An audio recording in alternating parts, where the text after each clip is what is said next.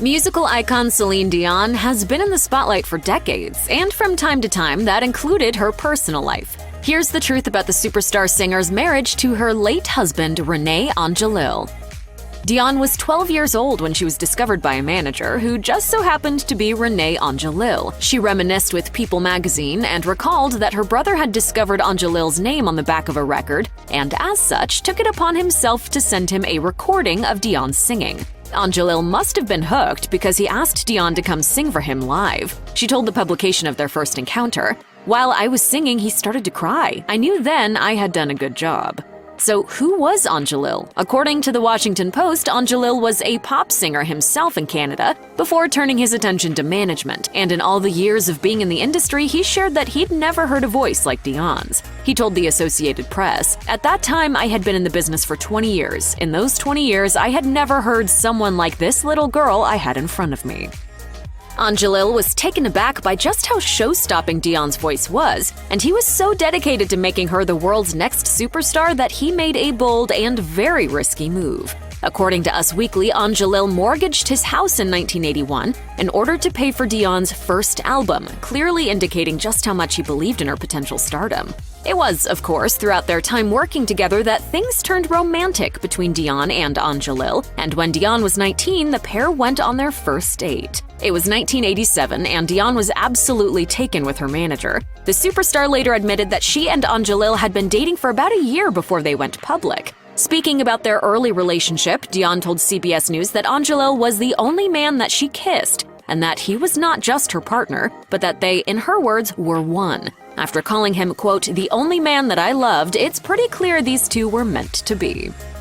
Dion and Angelil got married in a lavish ceremony in 1994. According to Vogue, the singer admitted that her mother really wasn't supportive of the wedding at first, given the couple's 26-year age difference. But it certainly didn't seem like anything was going to get in the way of Dion and Angelil's love. It seemed like Dion and Angelil were destined to complement each other both in the professional world and in their personal lives. As their marriage and professional partnership evolved, Angelil became instrumental in Dion's career, and it's not hard to see why. According to Hello magazine, Angelil was a force when it came to music management, and he had helped the superstar along the path of her young stardom. Under his management, Dion won the gold medal at the Yamaha World Song Festival in Tokyo and went on to release a gold record in France, a first for a Canadian singer. Jump forward to 1991 and Dion's English-speaking album Unison became a hit, and the song Where Does My Heart Beat Now projected her into the spotlight. Of their professional union, Dion said,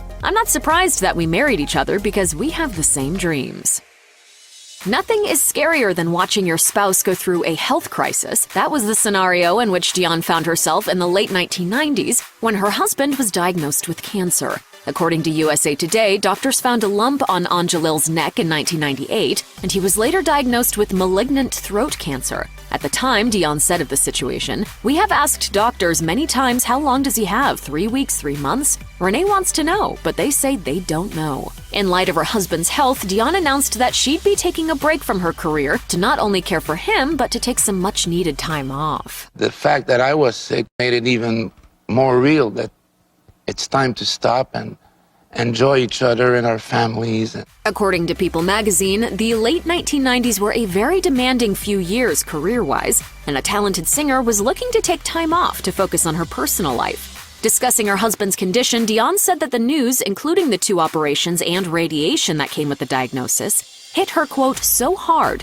but she was trying to find strength in the face of hardship." First time in my life, I felt like I was needed. It made me feel great. Celeon Dion made a name for herself as the woman whose voice could make angels weep. Her anthem, My Heart Will Go On, was released in 1997 and still stands today as one of the most successful pop songs of all time. When the curtain comes up and they hear,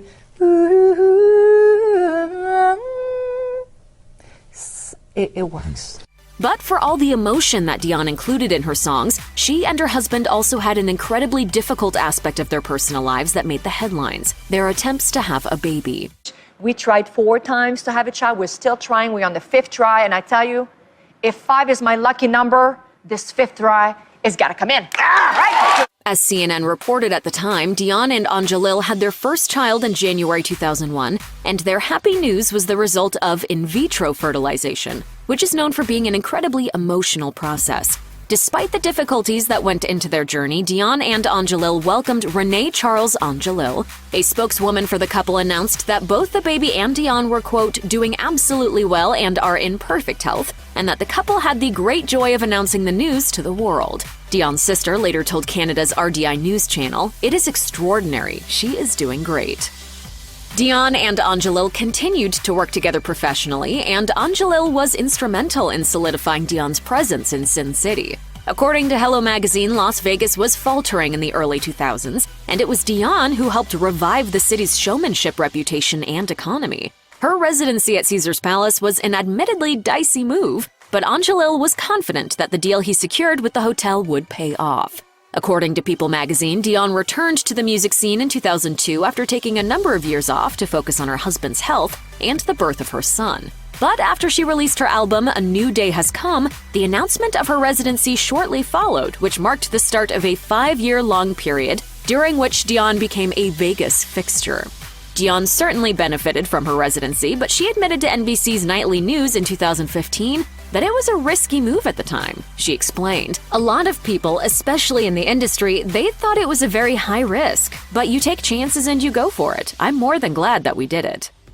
Most couples have years that stand out to them, whether for good reasons or bad. And one of those years for Dion and Angelil was 2009. First and foremost, Angelil had yet again another health procedure. According to the Las Vegas Review-Journal, the music manager had to have a heart-related operation due to a blocked artery. Insisting to the publication that it was not heart surgery, the couple's publicist noted that Angelil's procedure went well and that he was back home shortly thereafter. Of course, that wasn't the only hurdle that the couple faced in 2009. According to the Sydney Morning Herald, Dion tragically suffered a miscarriage just 10 days after she announced her pregnancy publicly. Her spokeswoman confirmed the news. The miscarriage came after an unsuccessful round of in vitro fertilization in July 2009, and despite the horrible setback, the couple had plans to try for a third round of IVF. After their pregnancy loss, Dion and Angelil announced in May 2010 that they were expecting twins. According to the New York Daily News at the time, Dion and Angelil made the announcement once Dion was 14 weeks pregnant. In the wake of the news, Angelil told People that they were very fortunate to be expecting twins. He said, "She was hoping for one baby, and the news that we are having two is a double blessing." At the time that Dion became pregnant with the twins, she and Angelil had been through 6 rounds of in vitro fertilization. The singer had also taken steps like acupuncture to increase her chances of getting pregnant. In 2010, she said on The Oprah Show, "I will be the happiest one to tell you when I'm pregnant." That appearance was about 3 months before she got pregnant with the twins. The boys Eddie and Nelson Angelil were born later that year. Renee Angelil had numerous health concerns, and by 2014, his throat cancer returned. According to Hello Magazine, Dion canceled her Vegas residency as a result, but eventually made her way back to the stage without her husband by her side, as he insisted that she carry on with her singing career despite his health.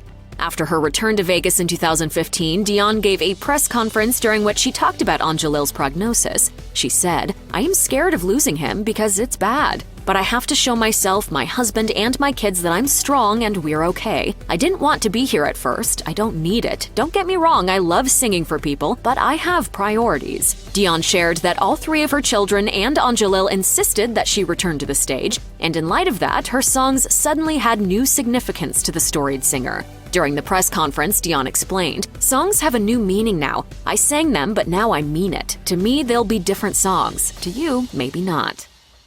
The world's heart shattered for Dion when her husband passed away at the age of 73 on January 14, 2016. The two had shared a beautiful marriage and had proven to everyone that Hollywood romances could last. Dion confirmed the news on her website, stating that Angelil had passed away at home in Las Vegas, quote, "after a long and courageous battle against cancer." Asking for privacy at the time of the announcement, Dion's statement concluded by saying that more information about his passing would be provided with time. According to USA Today, Angelil had been sick on and off since 1998 and had spent the last 2 years of his life relying on a feeding tube.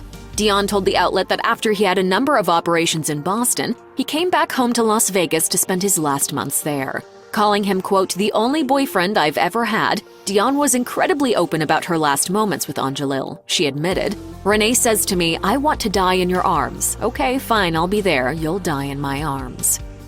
While Dion has certainly continued to thrive professionally since her husband's passing, she's made it clear that she isn't looking to date anytime soon. During an appearance on NBC's Today Show, Dion expressed that going through her husband's death was, in her words, quite something for her and her children, and she has grown from the experience and from her husband's love as a result. She explained, I feel like Renee has given me so much through the years and still today. I see my kids, I look at them, we live with him. We still live with him. He's part of our lives every day, so I have to say that I feel very, very strong. When asked if she would ever consider getting back into the dating game, Dion shared that she hadn't made up her mind on that decision quite yet. If I do, that would be great.